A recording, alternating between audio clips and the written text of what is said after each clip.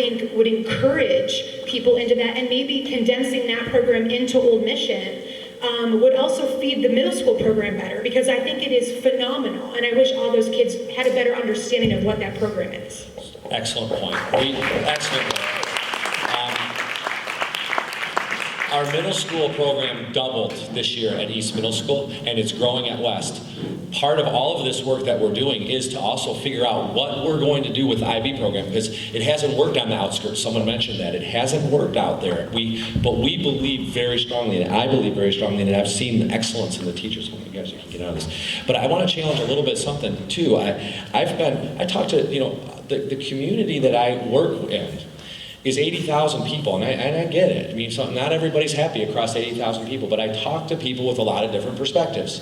Last week I had a chance to be at work with folks and talk to folks at round tables about, from the Chamber of Commerce. They were in the leadership program they have in the Chamber. Their number one problem, these were mostly young professionals. They can't afford to live in this area. I didn't hear from them. I heard that they great stories about TCAPS with some of them who came here for this. They're like, I don't know how I can stay here. It's not about this, we want to stay here. We can't afford to live here anymore. They weren't talking about Old Mission Peninsula.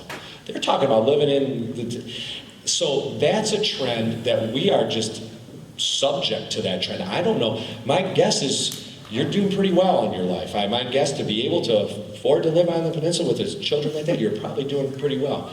But you see our community struggle with this, where there's fighting going on about, I mean, does our community really want students coming in?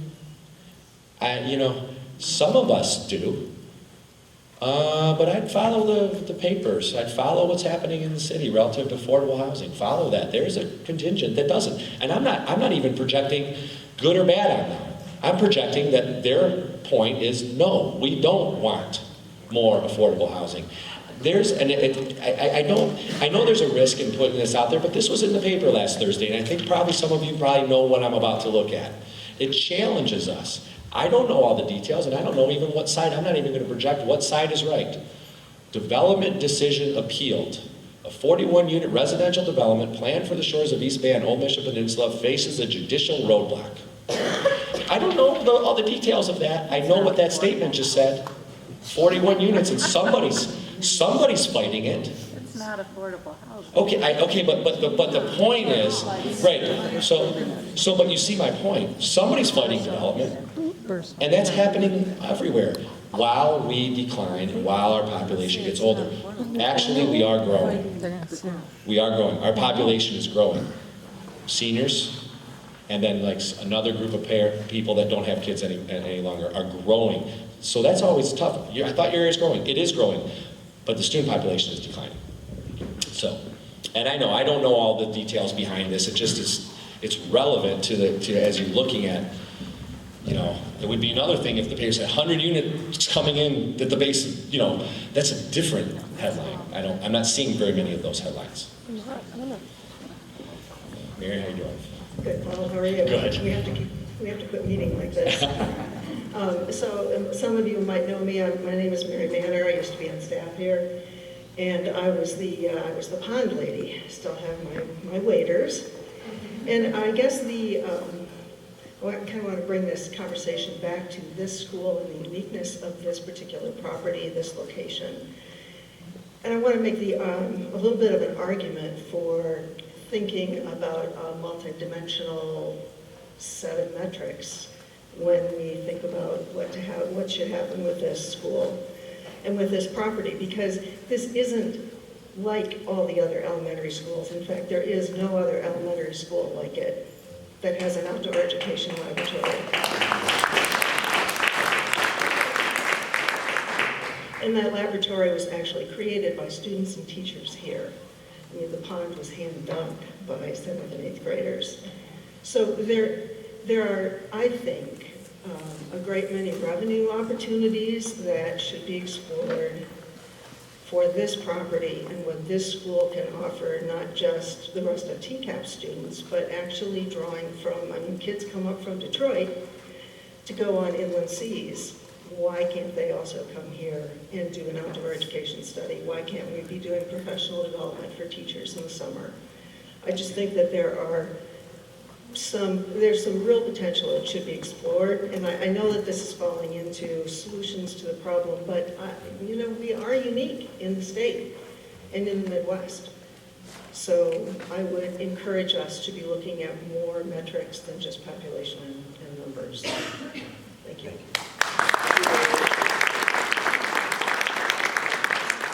One quick question. I know you're probably tired. Well, I want to make sure everybody gets a chance, and so I'm Real happy to stay up quickly, here. is there any thought that's been given to something as simple as the start time of the elementary school? I don't see that it's any coincidence that two of the people that are on the bottom of this list are Interlochen, that starts at 8:50, and our school that starts at 9 o'clock, both of which are on outskirts of the city and would make it very difficult. My wife and I happen to be able to actually bring our kids here and go to work at 9:30. The majority of people cannot do that. So why wouldn't we start that central grade school or some of those other ones at a later time? Because it's obviously more convenient, but I'm happy to have that. I'm going to give you the answer, but I'm happy to also have a detailed answer for you on that. Okay, so, but I think you'll probably get it. And this goes back to the question here. It's another issue. A few years ago, you may remember, it was about 2011, where we were at $7,300 per pupil, and the state took $400 away. $4 million cut right there. We still had increased costs, and we had a huge discussion about $5 million, cut $5 million out of our budget. At that point in time, our transportation budget was $6.5 million. It's now 4.5. I think it might creep up to $5 million by now. But we took $2 million out of the transportation budget.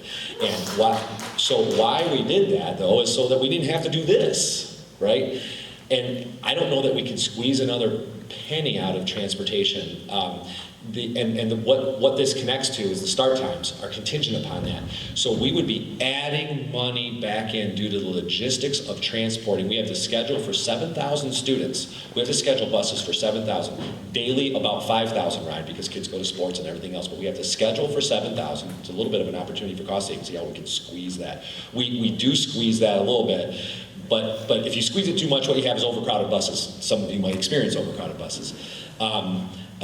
It's a logistical puzzle, and frankly, I keep looking over Christine. She's the one that did it. She figured out how to use systems, transitioned our whole department, put us on a professional routing schedule, and I actually think we increased our service and decreased our costs, but it is involved in that. made it ineffective for any parents to be able to bring their kids here who actually have to be at work by 9 o'clock.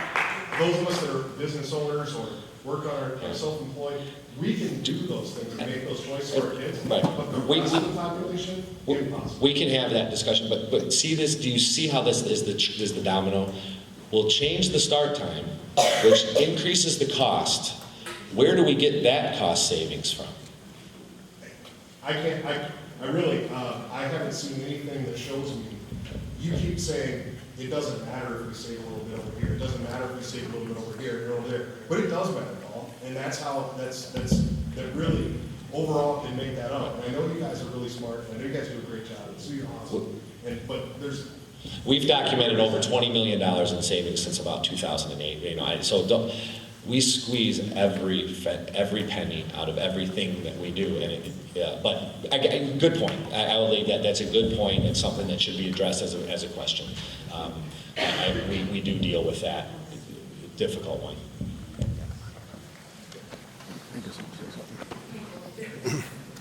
What if we brought the 7th or 8th graders back out here? So the question is, 7th and 8th graders back out here. I think that goes on the suggestion list. I think it goes on the suggestion list.